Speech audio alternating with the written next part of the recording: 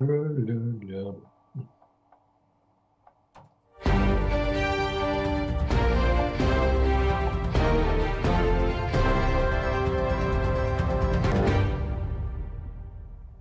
Вітаю, шановнае гаспадарства, у прамым эфіры 6 ТВ Беларусь. Тут Евген Казакевич. Сёння чацверг, гэта значыць, як мы жартуем, вечар з бульбай. У нас сёння на прамой сувязі заснавальнік Белага легіёна Сергей Бульба. Сергей, вітаю.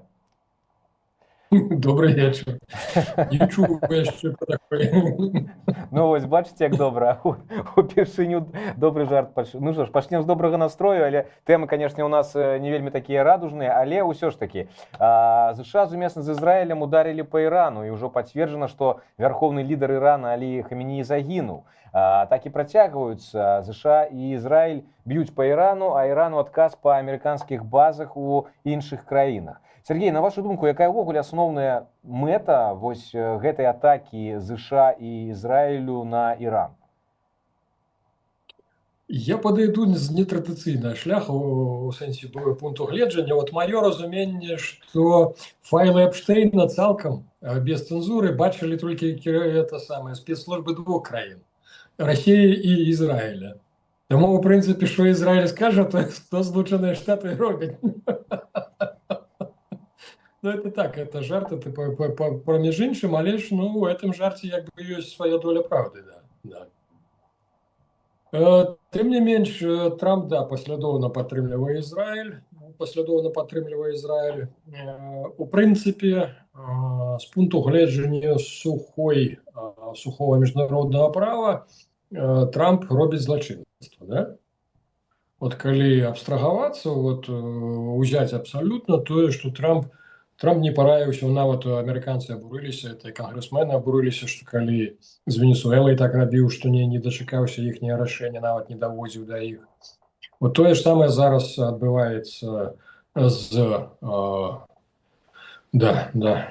аяталатам, да. Але ж, ну, слухайце, з другога боку, калі запускаць увесь стары вот этими міжнародны механізм, міжнароднае рэагаванне, калі это рашэнне мусіць яшчэ прыняцца на Арганізацыю Аб'яднаных Нацый большасцю галасоў, то, ў прынцыпе, это прывядзе да таго, што вот якраз сусветныя злыдні расплодзяцца да такой ступені, што яны проста абнахабяцца, зразумеюць, што сусветнага паліцейскага можна не палохацца. Бо заўсёды у той же структуры, як Арганізацыя Аб'яднаных Нацый, можна купіць там пару сваіх якіх-небудзь карманных дурікаў, якія будуць галасаваць абы супраць, і ўсё будзе нармальна. Так вот тут я разумею, что досягнули такого уровня, что все разумели, что ці з Ираном будет, скажем так, завершена картина ситуация, ці все это протягнется, в принципе, еще неведомо колькі десятка годов, и что это завершится, в принципе, что Иран зробит свою ядерную зброю, и отповедно тому всему остатнему свету придется шукать, как бы так, другую планету для своего жыхарства. Ну, я так разумею, што логіка менавіта такая ішла, што крый Божа, каб Іран меў ядерную зброю, то в прынцыпе, усім бы прыйшлося ўжо эвакуявацца адсюль. Таму тое, што робіць Трамп, это, в прынцыпе, можна назваць хірургічным, але ж усё ж такі яшчэ такім, скажем так, папярэджаннем, да, для ўсяго астатняга свету. І для якраз вот такіх вот аяталатаў, якія, но, глядзіш, дзе-нідзе і ўзнікаюць па планеце, да. Ну, дарэчы, у Белым доме заявілі, што гэта не вайна з Іранам, а гэта, цытата, «маштабная военная аперацыя». І вось адразу нейкая паралель узгадваецца, не, Сергей? Тут маштабная военная аперацыя, ўжо 5-й год ідзе спецыяльная военная аперацыя. Ну, так рускія ж таксама бачылі это цэлыя файлы Эпштейна, то могуць сабе дасмотраць. Яны ж чаму так доўга спадзяваліся, што Трамп это агент Краснова, таму што яны былі ўпэўнены, што куды ён заскочыць з гэтых файлаў. Ну, оказывается, вот у чым, дзе парыліся.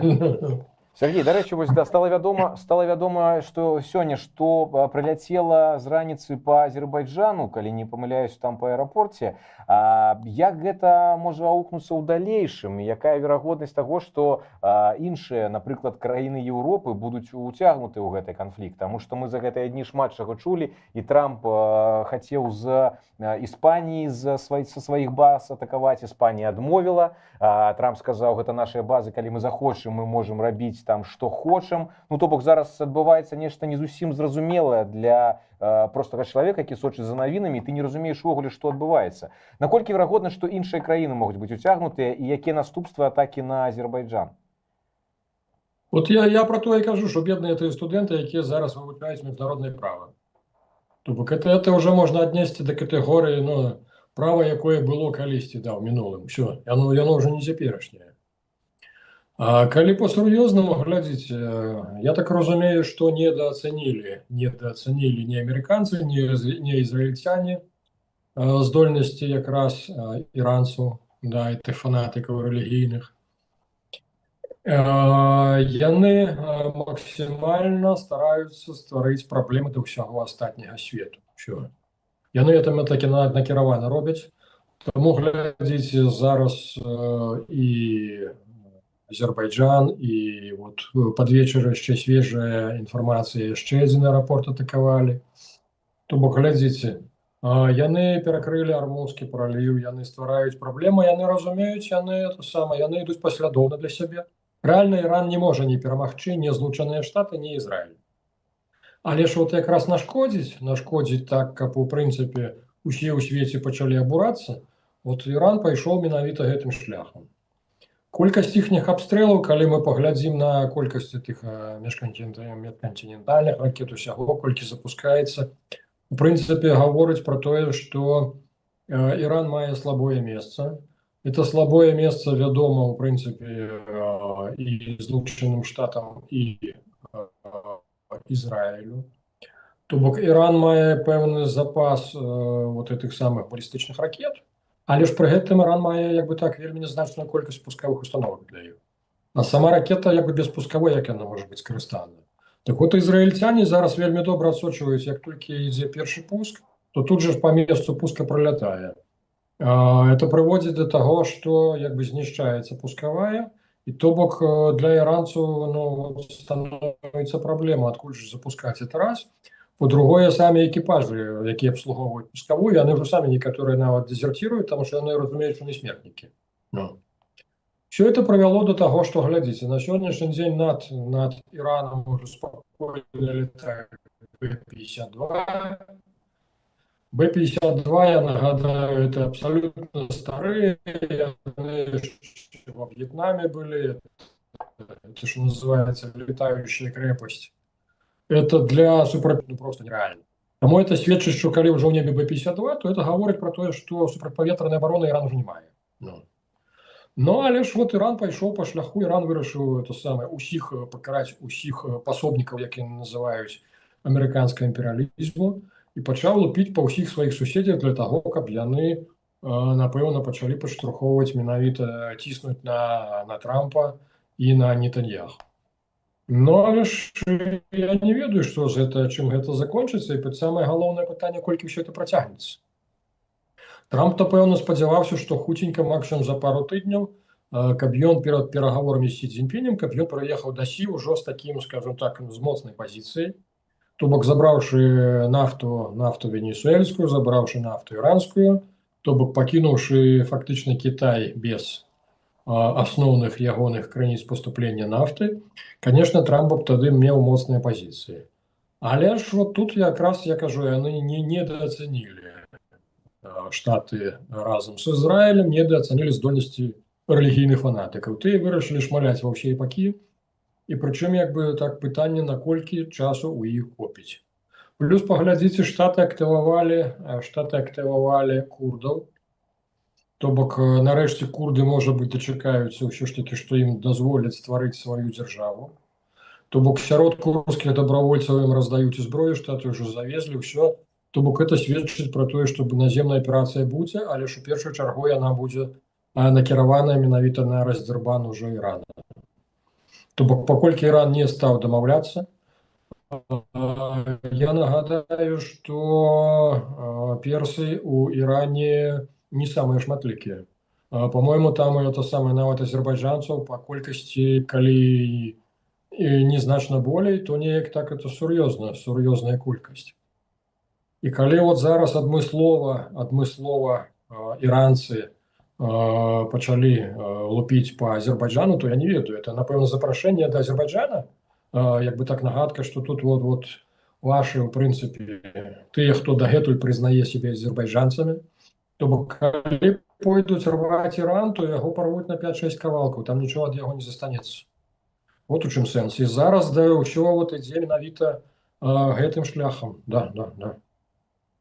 Уважаемые глядачи, я нагадаю, што мы працуем у прамым эфіры, таму калі у вас ёсць пытанні, пішыце іх у чаце. Самае цікавае я абавязкова агучу. Конечно, ставьте падабайкі, подписывайтесь на канал, калі для вас гэта бяспечна. Калі вы Беларусі, калі ласка, гэтага лепш не рабіць. Сергей, уже ёсць некалькі пытанняў ад гледачоў, але да іх мы крышачку пазней дойдзем. Давайте ўсё ж таки гэтую тэму працягнем. Лукашенко вось ніяк не каментаваў падзеі у Іране некалькі дзён, але учора падчас сустрэчы з амбасадарам Ірану ў Беларусі ён заявіў, што вераломны напад Ізраіля пры падтрымцы ЗША на Іран непрымальны. І вось яго цытата: «Тым больш, што ў выніку гэтага нападу загінулі ні ў чым не вінаватыя жыхары, перш за ўсё дзеці». То бок у мяне узнікае такое пытанне: падтрымаць напад Расіі на Украіну — гэта норма для яго атрымоўваецца, а калі ЗША з Ізраілем нападаюць на Іран, то гэта непрымальна. Гэта звычайная яго крывадушнасць і так званыя двайныя стандарты? Альбо іншага ён нічога сказаць і не мог, бо Іран — гэта сябар навек, і там які ён там не старэйшы, а можа сярэдні для яго брат? Евген, ну ён на шпагаце, ён зараз на вельмі такім сур'ёзным зноўку, нават это не шпагат, я уже не ведаю, это ва ўсе бакі многавектарнасць, так бы мовіць. Таму што з аднога боку і Трампа не можна пакрыўдзіць, з другога боку атрымліваецца, калі падтрымліваеш Іран, а Іран у гэты час лупіць па Азербайджану, а Аліеў — это лепшы сябар, як бы Лукашэнкі. Прычым, калі ўзгадаем, што частка ўзбраення якраз Азербайджана — это беларуская вытворчасці, у тым ліку той же паланез. Мы ж паланез рабілі по замове якраз Азербайджана. То бок тут у Лукашэнкі это уже восьминог, это цэлы, вот это 8 лапак у розныя бакі, і халера яго ведае, як тут выкручвацца. Я нагадаю, глядзіце, пакуль што профіт як бы з гэта мае Расія, але ж русакі таксама хітрыя. Яны ж літаральна колькі яны не так давно, по-моему, у канцы мінулага году падпісывалі стратэгічнае супрацоўніцтва з Іранам, стратэгічнае партнерства. Але ж пры гэтым там адмыслова не было пункту, што калі раптам на Іран нападуць, то русакі таксама мусяць абараняць яго. То бок тыя таксама нешта ведалі. А пакуль вот чаму русакі ў профіце, таму што, паглядзіце, падскочылі цэны на нафту. А хто ў гэтым першую чаргу зацікаўлены? Якраз Расія. Таму што якраз Расію душылі, это ценявы флот іх не душылі, як бы так, спажыўцоў расійскай нафты. Ну, але ж глядзіце, і рэакцыя, у прынцыпе. Вот Кітай з сённяшняга дня забараніў экспорт, яны не адпраўляюць на экспорт дизельнае паліва. А глядзіце, у асноўным на іх сядзеў цалкам это самы рэгіён Аўстралія, это самая Новая Зеландыя, вот тое, што Філіпіны там побач, яны в асноўным куплялі, у іх няма сваёй нафты, то бок яны куплялі якраз дизель, яны куплялі ў Кітаі. То бок калі Кітай забараніў это самае экспорт, то это гаворыць, што Кітай разумее, што это надоўга. То бок трэба свае запасы захоўваць, у першую чаргу думаць пра сябе. Вот такая вот ситуация. А Лукашенко, ну слухайте, наша это, хоць ён восьминог, хоць ён, я не ведаю. Тут уже такая ситуация, в якую по теоретичную позицию ты не займи, то все равно як бы так. Ага. Сергей, ну окей, калі пераначыць, можна сказаць, што зараз такая іранская пятля на шыі Лукашэнкі? То бок ён, глядзіце, мы узгадываем там студзень Мадура, люты Хменеі, сакавік зараз. Хто наступны можа быць? Ой, Евген, ну самое смешное, что я реально в Москве истерика. Яны не выключаюць, і Путін пачаў там у сябе там нейкія чысткі, ўсё, сярод это бліжэйшае атачэнне, асабліва ФСО, каб не здалі дзе там у якім бункеры ён хавацца будзе. То бок рэальна ў першую чаргу вот пасля Тегерана першыя, хто затрусіўся, это якраз Пацучок маскоўскі. Лукашенко, я не ведаю, наколькі я на сябе ту шкурку прымірае, але ж трэба разумець, што ў нас же ж нафты няма, а калі ў нас няма нафты, то дэмакратыя ж яна на калійных угнаеннях не дужа прарастае, не прыжываецца, на нафце лепей прыжываецца. Так, трапна кажаце. Сергей, а хто можа быць наступным, калі ўсё ж такі ўране скончыцца? Гэта Куба, як ужо заяўляе Трамп, ці якая яшчэ краіна, на вашу думку? Бо такое адчуванне, што Трамп ужо тармазіць як бы не будзе, бо хутка выбары на носе. Трамп зараз рызыкуе, канешне, таксама, глядзіце, у прынцыпе, праблема то ў тым, што ён разлічваў сапраўды да сустрэчы з Сі Цзіньпінем. Это прыкладна цераз месяц узмацніць свае пазіцыі, прынесшы, скажем так, не толькі шкурку Венесуэлы, но і шкурку Ірана, кінуўшы пад ногі Сі умоўна, паказаўшы, што глядзі, якія героі, я ўжо гэтых перамог, так што будь больш згаворлівы. Але ж калі, паўтаруся, калі Кітай забараніў экспорт, это гаворыць, што Кітай разумее, што так хутка амерыканцы не справяцца. І тут якраз і кітайцы, і русакі, і ўсе, хто можа, аказваць уплыў на выбары ў Злучаных Штатах, то і ж зараз будуць выбары ў Кангрэс. І яны вельмі спадзяюцца, што яны сфармуюць якраз на фоне, чамусьці яны лічаць, усё ж такі спадзяюцца, што дзеянні Злучаных Штатаў не будуць настолькі паспяховыя ў Іране. І ўсё ж такі расчараваныя амерыканскія выбаршчыкі прагаласуюць менавіта за дэмакратаў у Кангрэс. То бок яны спадзяюцца, што Трамп-рэспубліканец будзе ў атачэнні якраз супрацьвагу створаць у выглядзе кангрэсменаў дэмакратаў. І што яны будуць блакіраваць усё, што можна. Але ж пакуль да справы, то я так разумею, трэба дагадзіць сябру Рубіо, то, канешне, Куба. Куба ўжо нікуды не дзенецца. Это, як называлі за часамі Савецкага Саюза, это наш авіяносец у берагоў Амерыкі. То я так разумею, што авіяносец ўсё ўжо, это паціхеньку кранты прыходзяць сацыялістычнаму чуду такому ж. А яно ж, як усё сацыялістычнае, яно ж, аказваецца, не здольным на самаакупаемасці выжываць. Так што Куба, што далей? Слухайце, тут рэальна ўжо трэба гаварыць пра тое, што цераз год халера яго ведае, нават у галаве, можа быць, не прысніцца, як цераз год, як будуць падзелены, скажем так, краіны на гэтым свеце. Халера яго ведае. Тут ужо працэсы пайшлі рэзкія, вясёлыя. Я ж чаму і кажу, што, ў прынцыпе, такое ўражанне, што стаіць задача дэмантажу менавіта старога свету, старой матрыцы. Такое ўражанне, што спачатку аднога демона запрасілі ў выглядзе Пуціна на эту ролю. Але ж, той аказалася такой себе мелочнай. То бок ён спачатку разборкі замест планетарных рэчаў, ён пачаў разборкі з суседзямі, там вы недастаткова мяне паважалі, там яшчэ нешта.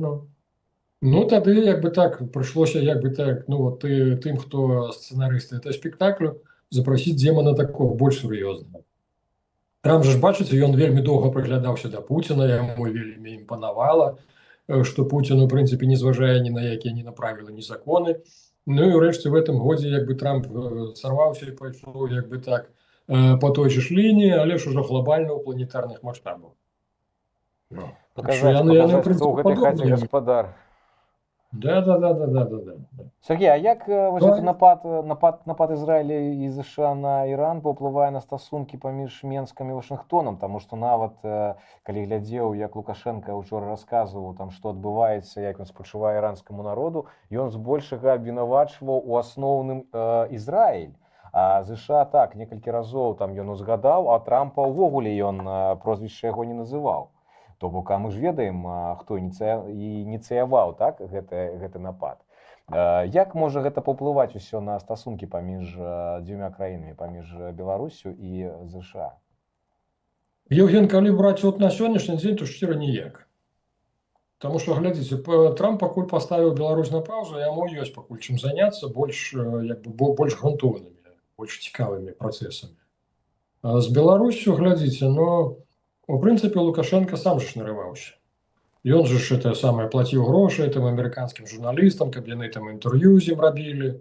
То бок ён сам стараўся прабівацца для Трампа, і цераз тых жа ж Кушнераў. Я нагадаю, што з Кушнерам яны завязаліся яшчэ ў мінулую кадэнцыю, калі Трамп прыйшоў у Белы дом, як бы ў мінулай кадэнцыі, яны ўжо тады, нават не яны, а СВР, русакі, рускія знешняя выведка, намацалі, ага, там же ж это вот, типа родом з Беларусі, а яны ж усё, што родом з Беларусі, яны ж усіх называюць, это, значит, родом з Расійскай імперіі. Вы што згадаеце таго ж Уэйна Грэцкі, ён же ж з-пад Гродна, да? Ну, але ж русакі таксама гавораць, што это же наш, это Ванька Грецкий, он вот, понимаете, это вот он из окраины Российской империи, из Гродно, да. То бок усё, што наша, яны ж скажуць, што это іхняе.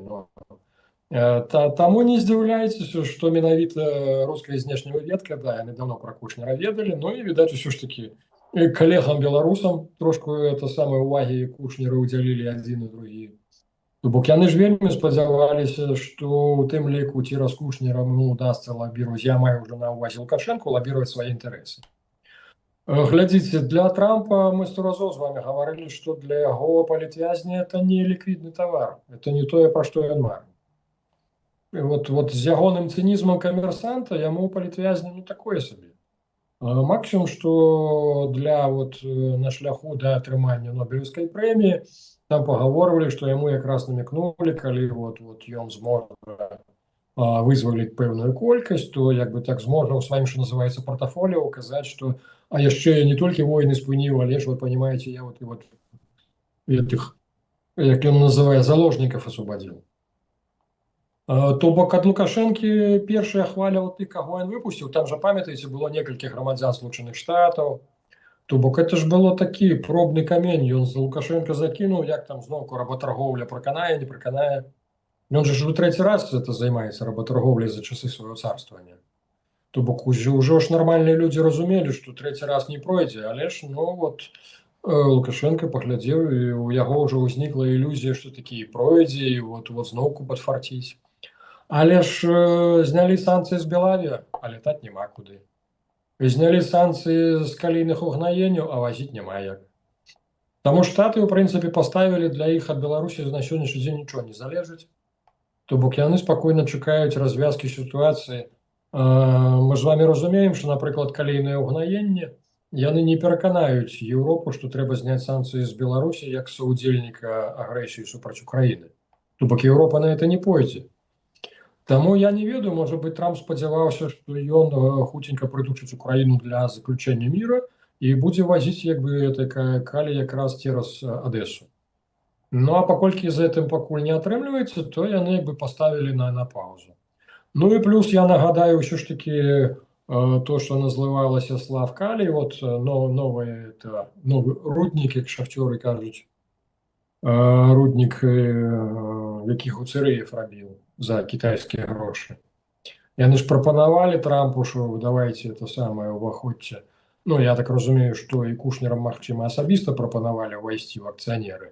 Ну, але ж пакуль што ўсё падвісла з-за якраз адсутнасці нармальнай лагістыкі. Хаця Трамп, конечно, з аднога боку зацікаўлены, калі мы ўзгадаем, наколькі хутка ён сварыцца з Канадай, і супраць Канады сам же ж уводзіць мыту 100%, то натуральна это мыта датычыць і канадская калія. Ён і так быў дарагі, а так яшчэ 100% накінь, то зусім дарагі. Ну, якраз б зараз от беларускі калій быў вельмі дарэчы. Ну, але ж пакуль Трамп як бы так заняты больш глобальнымі пытаннямі, яму пакуль не да Лукашэнкі.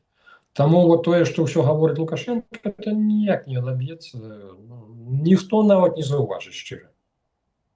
Ну што ж, паважаны глядачы, я нагадаю яшчэ раз, што мы працуем у прамым эфіры, таму калі у вас ёсць пытанні, пішыце іх у чаце пад гэтым відэа, як заўсёды самае цікавае агучу. Сергей, давайте перайдзем да пытанняў, іх ужо ёсць даволі шмат ад нашых гледачоў. Пан Сергей, на вашу думку, Лукашэнку маглі прымусіць з Расіяй выступіць па Ірану учора?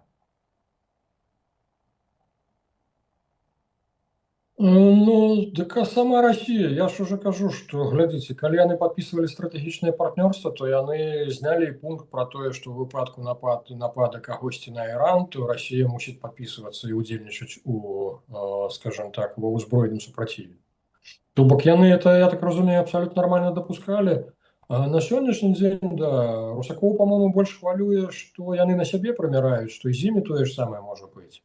и что не схаваецца то самое Путин со своими этими двойниками, тройниками, где их там по разных бункерам раскидает, так все равно ж, ну, ФСО, я так думаю, что вы разумеете, у чым выгода Злучаных Штатаў, тому что дагэтуль вот здавалася б Іран, да, рэлігійныя фанатыкі, это не такія продажныя людзі, напрыклад, затачэнне Мадуры, якія там, ну вот, побач са Злучанымі Штатамі, яны там бачылі, як добра жывуць Злучаныя Штаты, таму некаторыя там, напэўна, і дзеці іхнія ў Злучаных Штатах, а не на радзіме, то здавалася б, это абсалютна не пройдзе з Іранам. Не, і з Іранам это нормально праходзіць. То бок Злучаныя Штаты з'яўляюцца якраз вот той узорнай краінай, дзе багата прадстаўнікі якіх вот якраз і ўтоўваць у тым ліку свае капіталы, таму што, ну як не круці, там у нейкай ступені законы работаюць для ўсіх. Всё. Да. Таму гэта, я так разумею, што русакі ў першую чаргу асцерагаюць, што іх тая ж самая доля спасцігне. А Лукашенко, не Лукашенко, зноўку такі для каго? Для Лукашэнкі дашло, што вот тое, што агучылі, узгадайце, спачатку расійскія СВР агучыў тое, што ў Беларусі рыхтуецца там нейкая каляровая рэвалюцыя. Але ж ну такое яшчэ сабе было, таму што СВР там часта якія-небудзь там байкі такія баяць, што проста здзіву даешся. Але ж потым бы это самае пайшла заява, Захарова заявіла, і потым апошняя заява якраз намесніка Лаўрова, якраз таго самага, які сустракаў Лукашэнку па прылёце ў Маскву, дзе русакі прама гавораць, будзем актыўна ўдзельнічаць. А вот это насцерагае, таму што, ну, вы ж бачыце, што у нас у Беларусі і так актыў пратэстны, і так вымушаны, хто ўцякаць, хто куды, таму што жадаючых людзей дагэтуль. То вот я скажу, что в Беларусі як бы так пэўная хваля і вот зараз назіраецца. Прычым сярод тых, хто ў 20-м не ўдзельнічаў, вот у чым сэнс.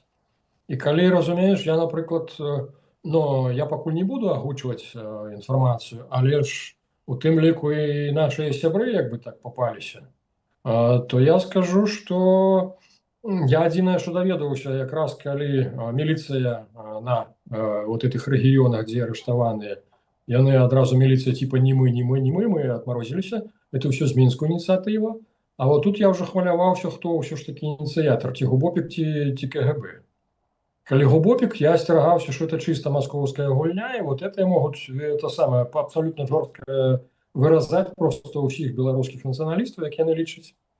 Ёсць крымінальная справа, няма падставаў. А тут, у прынцыпе, арыштаваныя КДБ, то я, ведаеце, я меў такую ілюзію, што калісьці, калі закрывалі справу Белага легіёна, то Віктор Лукашенко і тагачасны кіраўнік ОАЦ, яшчэ некалькі палкоўнікаў было, сабралі нашых адаванцаў, афіцэраў. І, ў прынцыпе, тады зайшла размова, запыталіся, кажа, мы вот супоставили ваши телефонные книжки, что за, кажа, у вас люди в этом ведомстве, в этом, вы что, кажа, переворот рыхтавалі? На што, як бы, старшы з нашага боку, хто тады прысутнічаў, ён сказаў так, што, кажа, мы якраз нармальную дзяржаву рыхтавалі. Дык вот, у прынцыпе, пад заканчэнне сустрэчы, гэта самага старшага нашага Віктора і кіраўнік УАЦ, як бы так, запыталіся, якую рэалізацыю вы б для сябе бачылі.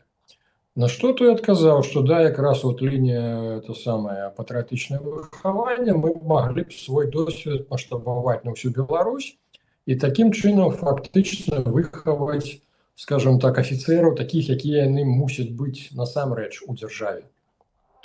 І тады Віктор Лукашенко ўзяў пад кантроль, каб нашых не пазвальнялі. Хаця большасць потым звольнілася ў 20-м годзе тых, хто не хацеў разганяць, удзельнічаць у разгоне свайго ж народу. Але ж тым не менш, на вот 17-18 іх не пазвальнялі. І вот тыя палкоўнікі, якія прысутнічалі з ОАЦ, яны далі зразумець, што калі Масква будзе арганізоўваць Вітебскую народную ці Магілёўскую народную рэспубліку у нас тут, то якраз у вас з'явіцца магчымасць рэалізаваць свой патэнцыял, праявіць вот тое, для чаго вы рыхтаваліся. То я шчыра разумеў, што на сённяшні дзень усё ж такі да прынамсі разумных людзей з беларускай КДБ і з атачэння Віктора Лукашэнкі, я яго ўсё ж такі ацэньваю як менавіта, скажем, клан тутэйшых, якім Беларусі ўсё ж такі трэба і хацелася, каб яна была, а не расійская губернія. То я вельмі спадзяваўся, што да іх усё ж такі дайшло, што без вот якраз вот этой патрыятычнай складовай не будзе ніхто бараніць Беларусь. Вот навошта афіцеру, які без ідэалогіі, без нічога, які просто агульны чалавек, скажем так, умоўны, якого ўсё што цікавіць, это заробак, это кватэра, это пенсія, ўсё. Навошта яму бараніць тэрыторыю, на якой Лукашэнкі падаткі збіраюць? Калі ў яго няма ніякай ідэалагічнай складовай. То я вот вельмі спадзяваўся, што ў тым ліку зараз да іх дайшло, што якраз вот гэтыя патрыятычныя афіцеры ім зараз запатрабаваныя, таму што мы бачым з вами, што ў бліжэйшым часе, у бліжэйшыя колькі месяцаў інтарэсы Масквы і Мінска могуць разысціся. І ўсё ж такі, што я дапускаю, што магчыма шчэпіцца на нейкім узроўні, якраз это інтарэсы войдуць у клінч. Але ж тут бяда ў тым, што беларускае войска абсалютна не гатова да нейкай супрацьстаяння з маскоўскім. Вот у чым праблема. То я спадзяваўся, што якраз вот нашаму выніку будзе прапанавана вярнуцца як бы так да той работы, якой яны займаліся. Але ж пакуль на гэта нішто не выглядае. Ну, будем сачыць. Ну што ж, Сергей, наступнае пытанне ад нашых гледачоў. Што думае спадар Бульба пра Бабарыку і ці не вядзе яго Масква на новыя выбары? Ой, слухайте, вот як толькі Бабарыку завезли ў Кіеў, слухайте, ён же ж разумны дзядзька. Што за 4 гады, пакуль ён сядзеў у турме, што ён не мог зразумець, што Масква здесь оккупация на Украину, что Москва знішчае геноцид украинцев в Украине. Да и все это он разумел. Достатково чули с вами вот эти отказы от самого Виктора, от Маши Колесниковой. Только у меня было зрение, что есть некая гульня. Причем про якую мы з вами говорим, що русаки насторожilися, що у Беларусі рыхтуюцца якраз каляровыя. Віктора забрали якраз немцы для сябе. То вот у меня адразу возникла ассоциация, что немцы зараз будут для нас рабіць прарасійскую и беларускую оппозицию. Я анализовал, в принципе, то, что у нас отбывалось в 2020 году, то мне подавалось, что это было не без немцев. И плюс, когда вы поглядите на вот усе вот это...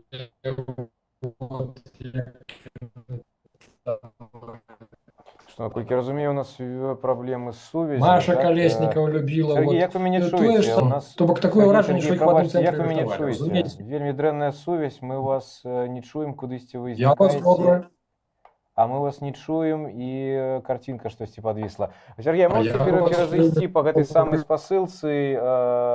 Спадзяюся, што тады будзе якасць і будзем вас бачыць і добра чуць. Таму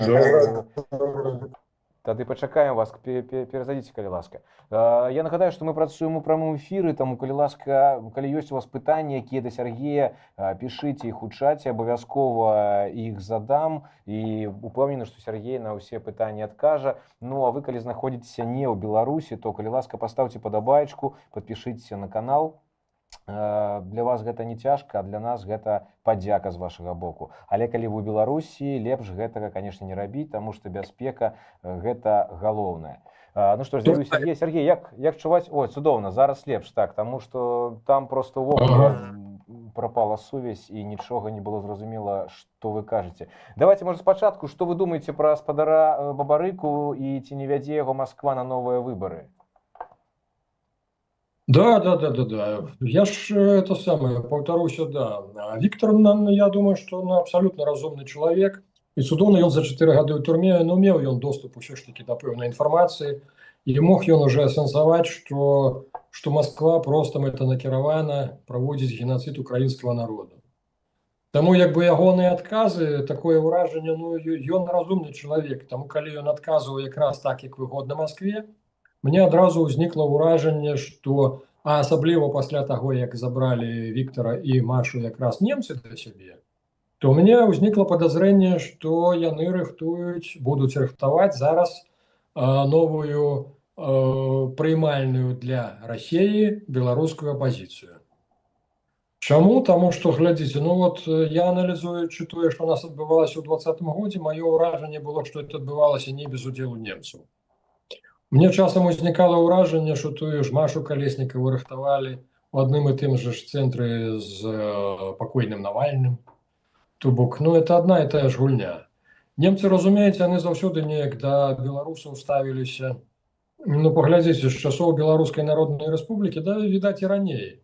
Ці у іх, можа, это самае пасля Грунвальду такі это падсвядомы асадачак астаўся. Ну, не очень они нас любят почему-то, да. Так вот, тым не менш, то самае, узгадваючы, калі той же ж Хорст Вінкельман быў паслом у Мінску, он постоянно сварыўся, как мне надоели эти беларускія нацыяналісты. То бок, вот калі Машу забрали і Віктара да немцаў, то вот я кажу, моя думка была толькі такая ж, да, што нам падрыхтуюць зараз выгодную для Расіі беларускую пазіцыю. І зараз вот бліжэйшым часам вы паглядзіце, пойдуць афіцыйныя сустрэчы на міжнародным высокім узроўні якраз Віктара і Машы, да. А ўжо не Святланы Георгіевны, і вот этот проект, як бы, відаць, усё ж таки будзе, ну, прынамсі, немцамі не адобрены. Паглядзім, наколькі ваше меркаванне мае рацыю. Сергей, наступнае пытанне ад нашых гледачоў. 1 верасня 1939 года людзі яшчэ не ведалі, што пачалася другая сусветная вайна. Ці можам мы сказаць, што ўжо ідзе трэцяя сусветная вайна? Ух ты, так что Украина, что Иран, это уже реально, скажем так.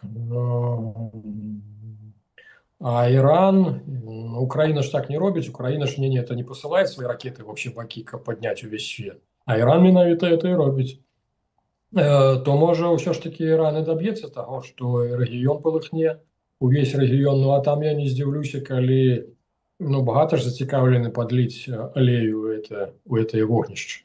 Я так думаю, Расія будзе зацікаўленая, і Кітай, для того, каб амерыканцы загрузлі менавіта там, і не занімаліся больш стратэгічнымі пытаннямі, скажем так, обкладывания их санкциями и обнесениями там розными, скажем так, мытными пошлинами, да. Сергей, наступнае пытанне ад гледачоў. Ці не напужае аперацыя Трампа ў Іране расейцаў? І таму яны наўрад ці паспрабуюць напасці на Польшчу альбо краіны Балтыі? Яна сапраўды, я ўжо сказаў, ужо ёсць рэакцыя з Масквы. Вот, скажем, пару афіцэраў, якія даўно ўжо звольніліся, якія ў Маскве работаюць, то вот яны гавораць, што ў Маскве істэрыка. Рэальна, калі з Тегеранам это пачалося, то ў Маскве істэрыка. Яны вельмі баяцца, што гэтыя падзеі яны могуць прыцягнуць для сябе. Да. Ну, а слухайте, час пакажа. Мы бачым, што Трамп, у прынцыпе, робіцца такім ужо мацёрым, то бок ён усё менш зважае на нейкія. Ды і ён, відаць, падрыхтоўку прайшоў, паглядзіце, колькі там у яго гэтых судоў было, ўсяго астатняга. То бок ён ужо ні на што не рэагуе, ні на ніякія вонкавыя усе гэтыя супрацьдзеянні, там юрыдычныя, не юрыдычныя. То бок відаць, што ён будзе рабіць, як бы так, здзяйсняць нейкі свой ці які, не ведаю, ці якой цэнтраплан. Сергей, я не магу яшчэ не узгадаць, канешне, вайну ва ўкраіне і вось гэты напад на Іран.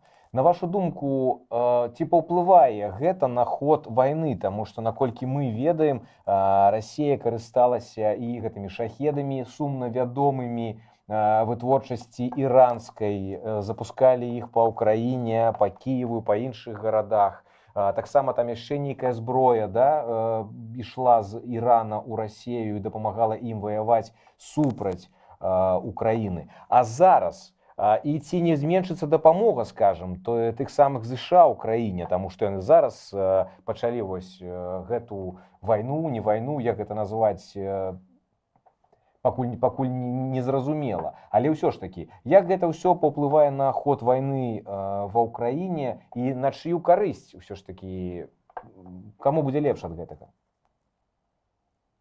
Ну, глядзіце, з аднаго боку, вот той шахет, першы шахет, які потым стаў Геранью-2 на гомельскім радыёзаводзе, дарэчы, першай партыі, да, то ён ужо дуже мала падобны, ну, толькі хіба вот абрысам сваім на першапачатковага прародзіча. То бок даўно ўжо русакі там і рухавік памянялі, там ўсё начынне даўно ўжо абсалютна іншае. Яны навучыліся это рабіць ужо ў сябе даўно. Раз. Таму я не думаю, што на Расію это моцна паўплывае. Плюс да гэтага для Расіі вельмі пазітыўна тое, што пайшлі цэны на нафту ўгару.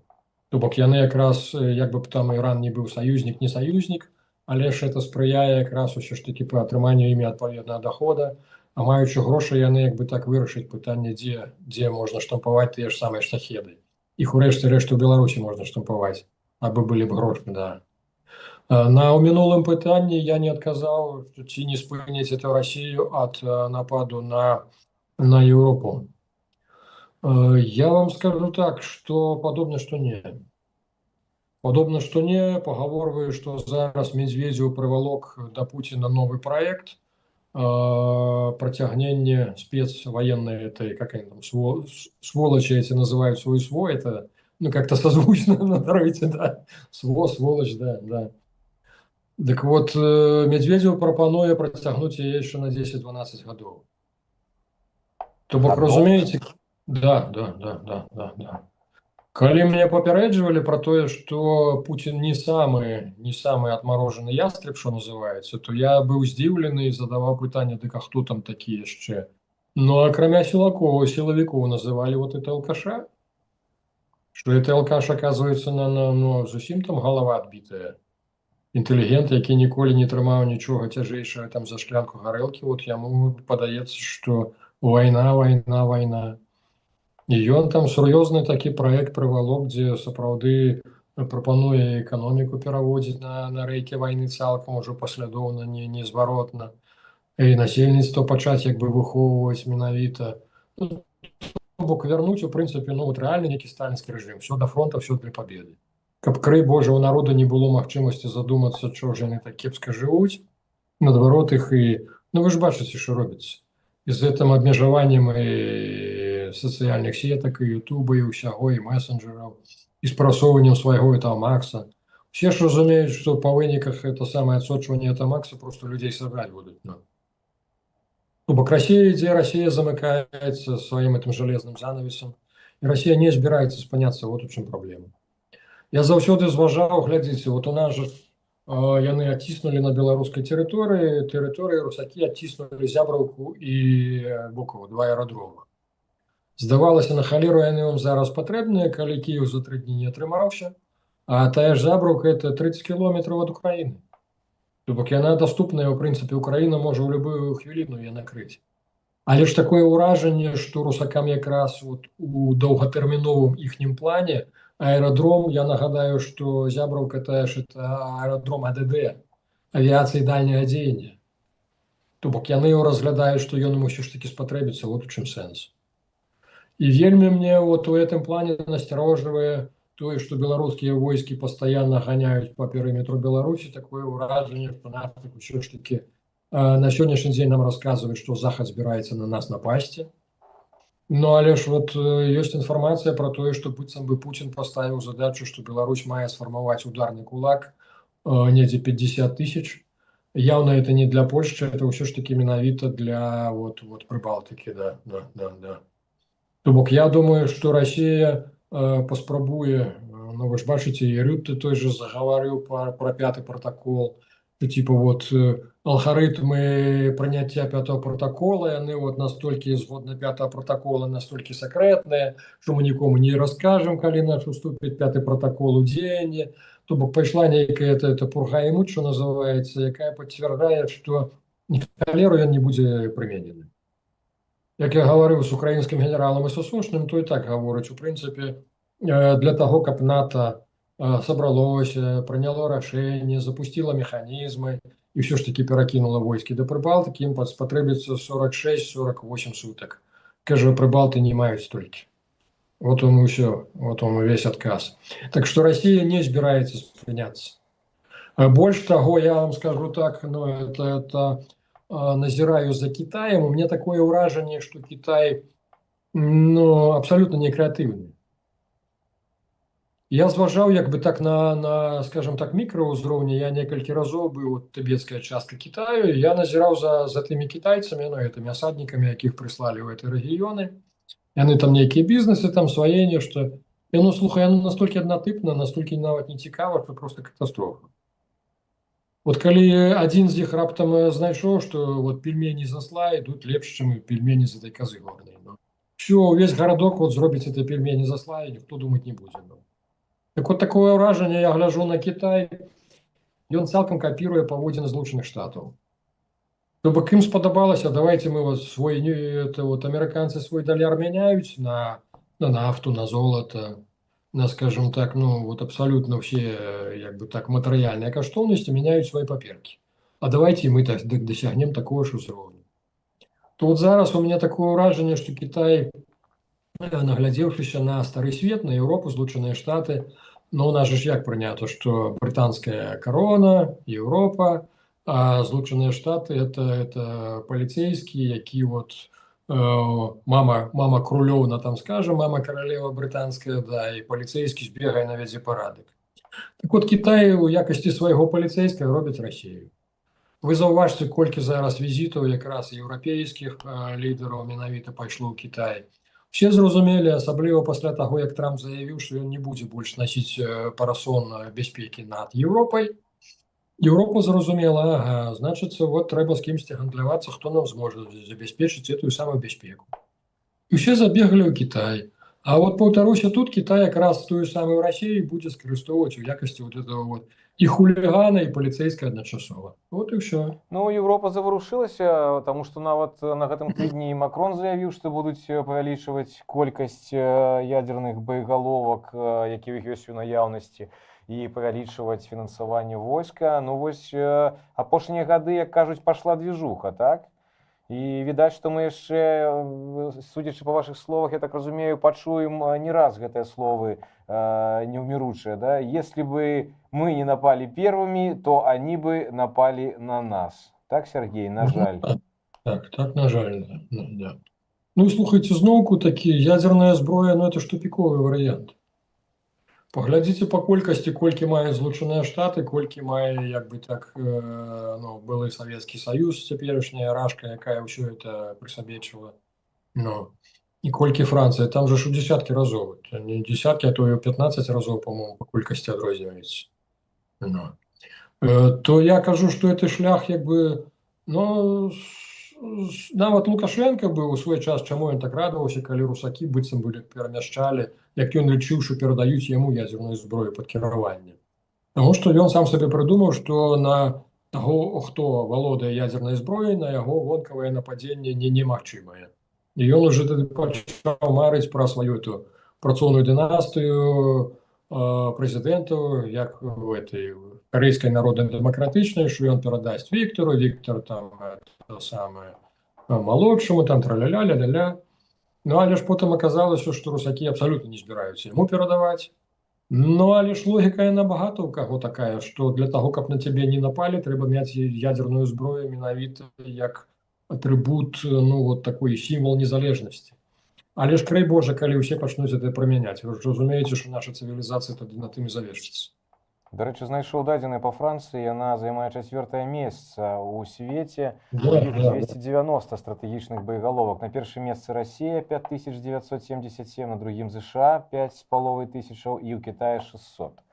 Ну што ж, пажаны глядачы, мы ў прамым эфіры, таму калі яшчэ ёсць пытанні да Сергея, калі ласка, пішыце іх у чаце. Сергей, я хацеў перайсці да наступнай тэмы. Мікалай Статкевіч напісаў адкрыты ліст. Я яго з вашых дазволаў зачытаю. Не ўвесь, але асноўныя вытрымкі. Вядома, што на тэрыторыі Польшы ўжо тысячы маладых беларусаў, змушаных пад пагрозай рэпрэсій пакінуць сваю краіну, прайшлі вайсковую падрыхтоўку. Мы прапануем сфармаваць з іх беларускі міратворчы добраахвотніцкі корпус, далей корпус. Мы заклікаем еўрапейскія краіны забяспечыць корпус фінансава, таксама баявым рыштункам, узбраеннем і вайсковай, у тым ліку і цяжкай тэхнікай. Прапануем размясціць корпус каля беларуска-украінскай мяжы, дзе яго задачай будзе недапушчэнне паўторнай агрэсіі супраць Украіны з беларускай тэрыторыі. Таксама задачай корпуса будзе процідзеянне спробам расійскай агрэсіі супраць краін Балтыі з тэрыторыі Беларусі. Апынуўшыся перад пагрозай удара ў тыл, групоўкі ўварвання і з паўсталай краіны за спіной расійскія мілітарысты будуць змушаны адмовіцца ад агрэсіі. Таксама задачай корпуса будзе сілавое змушэнне Масквы да вываду сваёй ядзернай зброі з тэрыторыі Беларусі. Сергей, што думаеце наконт гэтага звароту? І мне падаецца, што штосьці падобнае было і ў паспалітым рушэнні спрабавалі арганізоўваць. Євген, ну слухай, зараз пошла конкуренція. Я це так оцінюю. Спочатку, згадайте, кілька місяців тому раптом СВР, Російська служба знешньої розвідки, заявляє про те, що білоруські там ці злидні, ці убіженці, чи як це називають, це нас, вигнанці, що формують 15 тисяч. Я починаю, якби так, з цікавістю довідуватися, откуда ж могла з'явитися лічба менавіта 15 тисяч бойців. Оказується, що? Оказується, оточення Тихановської, справді, це саме шукала, якби так, ну, їм же ж треба, скажімо так, будь-який проєкт, який більш-менш грошовий, якби так, прибити під свій контроль, ну, а там уже тримається, не тримається, ці як і тримається, саме головне, що гроші йшли через їх, все. То от, оказується, справді, їхнє оточення Тихановської писало это самый проект про то, что они готовы у Европе сформировать 3 дивизии белорусов. Ну ладно, это прошло. Я так разумею, что зараз конкуруючий бок, коли ви уважно поглядите, хто найбільше якби симпатизує Статкевичу, то это уже другая політична сила.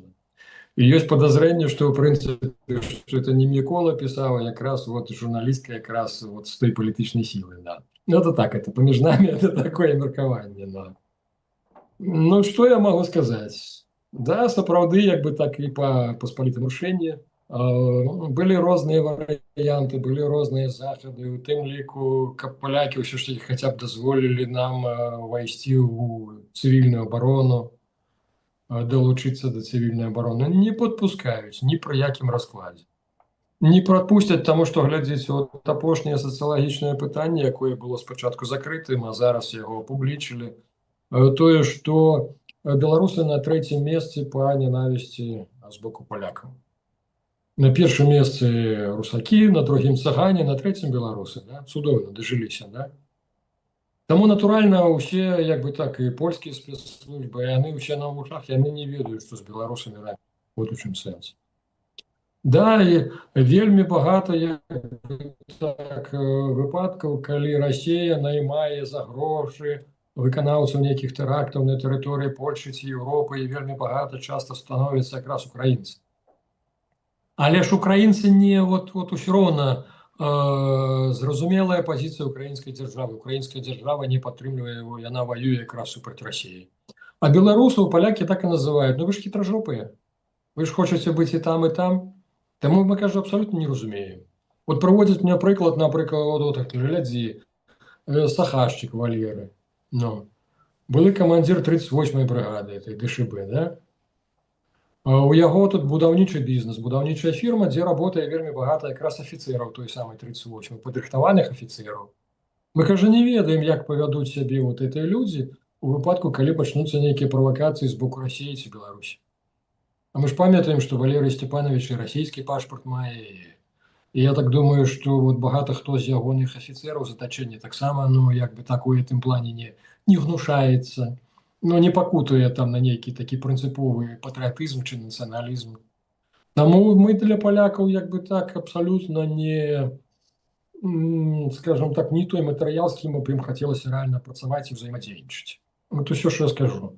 Таму, на жаль, вот тая прапанова ад падпісаная Міколам Статкевічам, ну, это так, это вот чарговая спроба, Тихановскай паспрабаваў ужо армію стварыць, зараз вот другая палітычная сіла спрабуе як бы так эту ж глебу намацаць.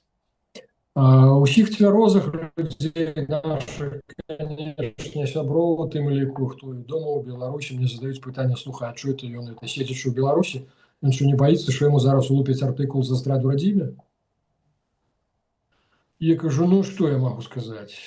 Ну тут мы ж з вами разумныя людзі і разумеем, што як бы так чалавек прайшоў цяжкія выпрабаванні якраз у той самай турме, да, што Мікола духавіты, наколькі я вот яго ўжо як бы так, ну, гадоў 30 ведаю, ён духавіты мужик, тут без пытанняў.